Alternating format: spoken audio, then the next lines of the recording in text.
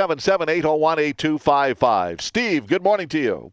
Good morning, Rick. How are you today? I'm doing well, sir. How are you today? I'm very well, sir. I'm Good. very happy to hear that Ron MacDonald is going to take his act to another province. Yeah, he's being replaced by John Scott, former Crown prosecutor. I knew John back in the day when he was the Crown prosecutor over in Dartmouth. He later transferred over to Halifax. I have a lot of respect for John Scott, and maybe when he takes over, maybe we'll really get the answer to this whole Clayton Miller thing. Well, I'm certain that he'll have more integrity than the gentleman, and I use the term loosely, who's leaving the position. You know, here's what I don't, Steve. Before you go on, here's what I don't get.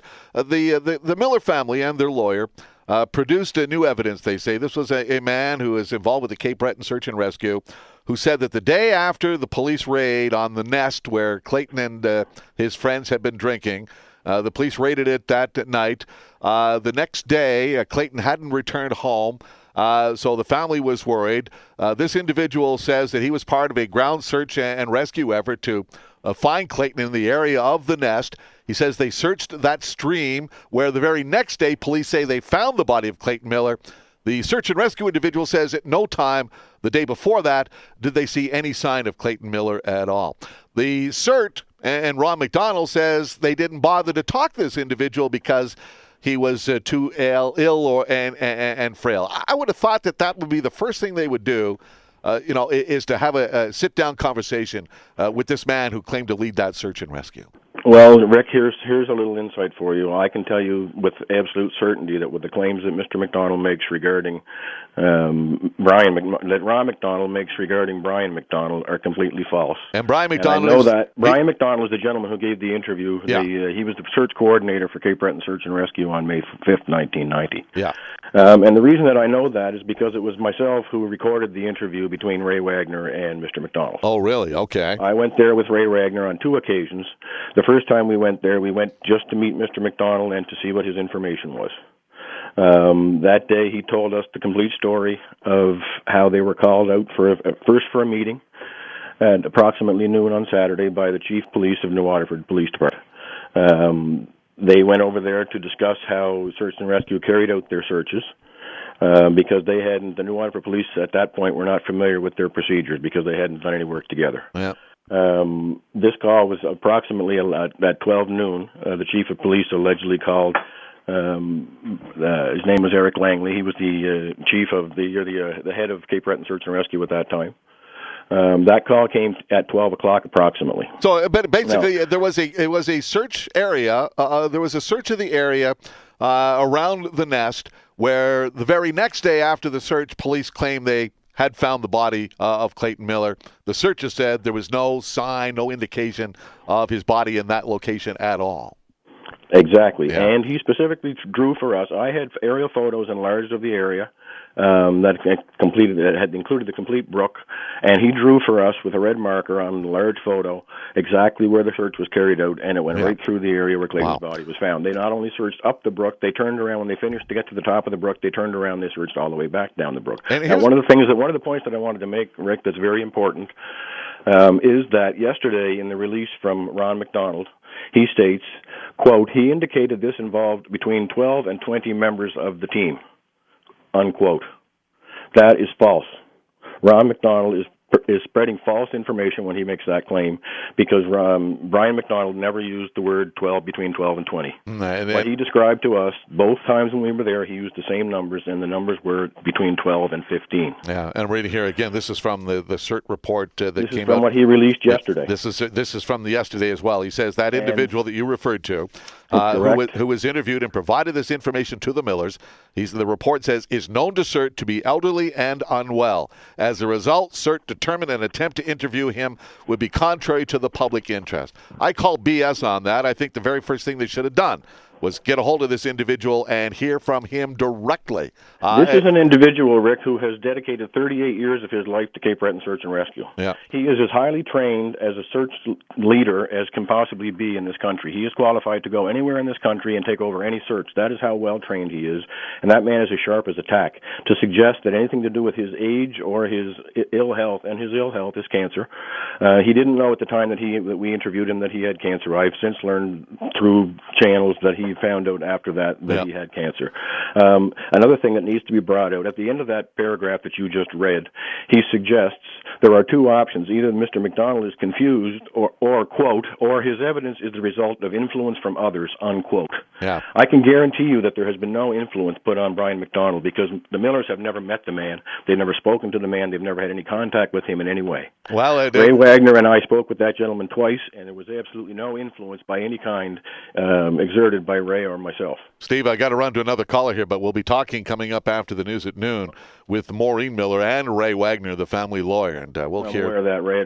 Rick, sorry, I just wanted to make a few points, especially the fact that Ron MacDonald is very poor when it comes to numbers, measurements, and directions. His original report is filled with inaccuracies, and one of the prime examples is the fact that he states that Clayton's body was found, quote, approximately 90 to 100 meters from the culvert. The culvert is a huge concrete structure that's been used as a base mark in that area ever since. Clayton was actually found 55 meters from that culvert, and we know that because we had a land surveyor come in there and take the measurement. We'll hear more from the Millers coming up. Appreciate the call, Steve. Thank you. Thanks, Rick. I appreciate your involvement in the case. All right, take care. Let's go, this noon hour. Case closed. Again, that's the latest from the province's Serious Incident Response Team, or CERT, on the May 1990 death in New Waterford of 17-year-old Clayton Miller. CERT's Ron MacDonald says new information brought forward by the family claiming there was a search for Clayton the day before police found his body was unreliable, and it stands by its earlier conclusion the youth died from hypothermia and was not beaten or killed by anyone. His parents, well, they're not buying it. They believe New Waterford police had a role in Clayton's death after they raided a teenage drinking party. His mother, Maureen, joins me on the phone here this afternoon. Maureen, good afternoon to you. Hi, Rick. How are you? I'm doing well, Maureen. And alongside Maureen here this afternoon with us is the family's lawyer, Halifax lawyer, Ray Wagner. Ray, good morning to you, or good afternoon to you. Good afternoon, Rick. How are you today? I'm doing fine. Maureen, let's hear your reaction to this again. Another decision by CERT that they said that this information that you brought forward from Bryan McDonald, the man who said he led a ground search effort for Clayton's body, Ron MacDonald of CERT says that new information is not reliable. What do you say to that? Well, I wasn't surprised at Ron MacDonald's report, nor was I surprised back in 2015. But the video of Ray's interview with Bryan McDonald, the guy from Search and Rescue, that was 59 minutes and 58 seconds long. At the press conference, it was all that was shown was just under 15 minutes, and on YouTube, it's 23 minutes and 11 seconds. So in order to see the whole interview that Ray did with Mr. McDonald, he would have had to get a disc from Ray's office, which I don't believe he did. And in that video, at the very beginning, Mr. McDonald shows his credentials. And to say this man is unreliable when you didn't even question him is unbelievable. Well, and that's the thing, Ray, that Ron MacDonald and CERT did not question Bryan McDonald at all. Basically, his explanation was, just let me read it here, the individual that was interviewed and provided this information is known to CERT as to be elderly and unwell. As a result, CERT determined that an attempt to interview him would be contrary to the public interest. Ray, your thoughts on that? Well, I find that thoroughly amazing from an investigator with as much experience as Ron MacDonald has, to say that they're going to dismiss outright someone's evidence without having an opportunity to even talk to them or even look at the video at the very least.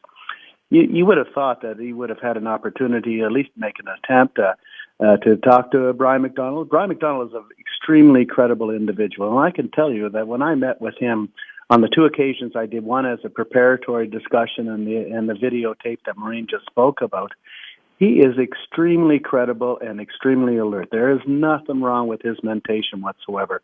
Unfortunately, he has a physical medical condition that is very troubling for him and his family. That's fine, but we encouraged the media not to contact Mr. McDonald because of his medical condition, not because we're in any way, shape, or form trying to protect him from further discussions. We thought that CERT would, of course, want to interview him independently, or at the very least have a look at the video, the long video that we did, where he very clearly describes the circumstances, exactly where he had parked, exactly what they did, how they did it, everything else, in the greatest of detail.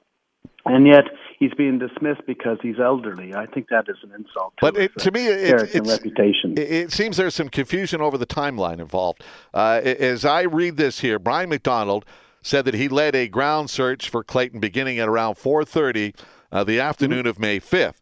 Ron MacDonald of CERT says that Miller's parents did not call the police station until around 6 on that day, May 5th rather.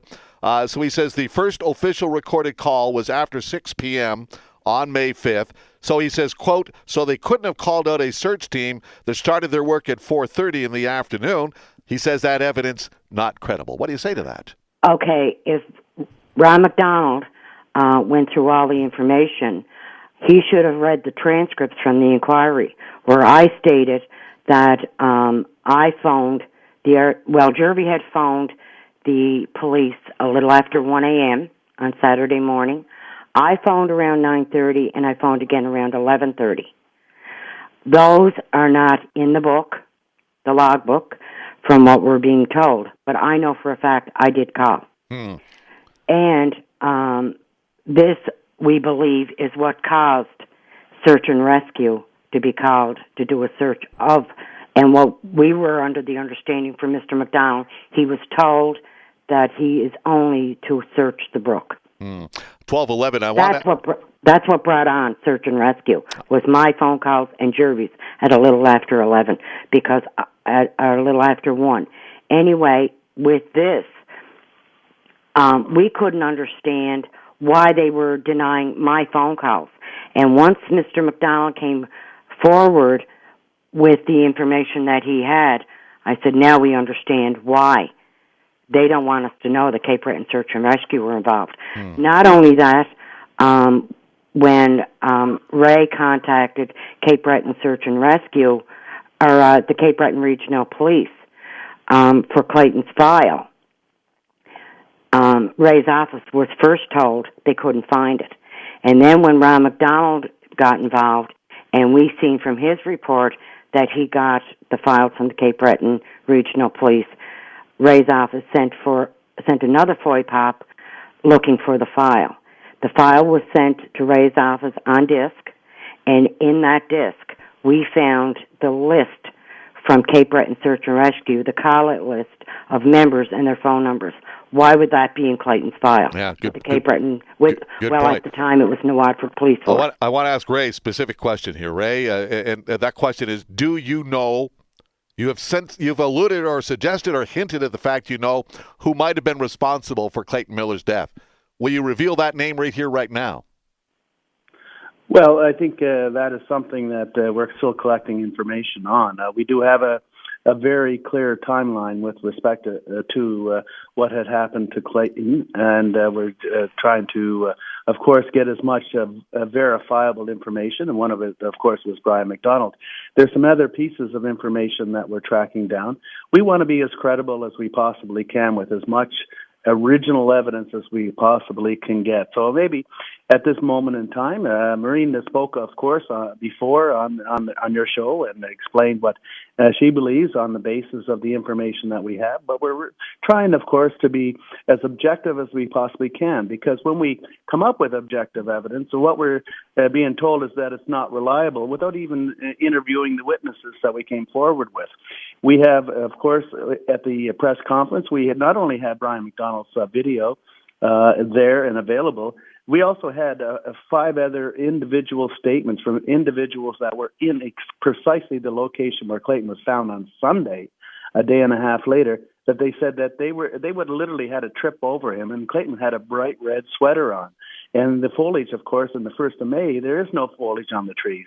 So you can see very clearly. So we're just trying to put together, we want to make sure that it's iron tight, because every time we come up with something that is very important and striking with respect to this, we're told that it's unreliable, and they don't even interview the witnesses. Yeah, Maureen, before I let you go, where do you go from here? What do you do next? What do you want to see happen?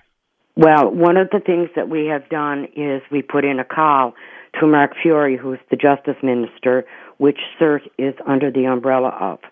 And when I was asked why I wanted to meet with the Justice Minister, I told him I wanted to speak about CERT and Clayton's case, because we've never met with the Justice Minister, Mark Fury. We had never met with Lena Diab either, or Diana Whalen when they were the Justice Ministers. We want 1 hour with the Justice Minister to tell our side of the story, because all they're hearing is what Ron MacDonald or the RCMP have, and none of them have ever shown us any proof of what they have. The thing is that when we say something, we're showing the proof of it to back up what we're saying. Well, again, we'll see if we can get a hold of Minister Fury and see what he says about that. And again, once more, I appreciate your time, Maureen, and hopefully that someday you'll get the answers that you think are out there. Can I bring up something else also, is that in Ron MacDonald's last report, he said something to the effect of influencing Mr. McDonald. Yes. I've never met the man. I've never even spoken to him. So who's he accusing of influencing Mr. McDonald in saying what he had to say? Indeed. We also know of other people, one in particular that was involved in the raid, that isn't afraid to come forward because of his relationship with the police officer's wife.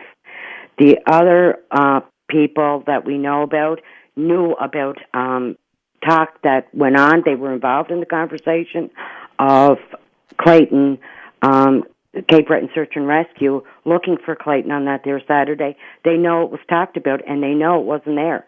And on the video, Mr. McDonald clearly states that when it came on the news back in 1990 of Clayton being found and where he was found, Mr. McDonald said to his wife, and it is on the video, we searched there. Clayton wasn't there. Yeah, well, I'm going to have to stop you here, and hopefully you'll get that meeting with Minister Fury, and I know this story far from over yet. Maureen Miller, thank you. Yes, and yesterday, I don't know if you've seen it or not, but on Global, Mark Fury, the Justice Minister, refused to meet with us. Well, we'll give him a call and see what he says then. Thanks, Maureen. Okay. All righty. Thank you very much. All right, bye-bye.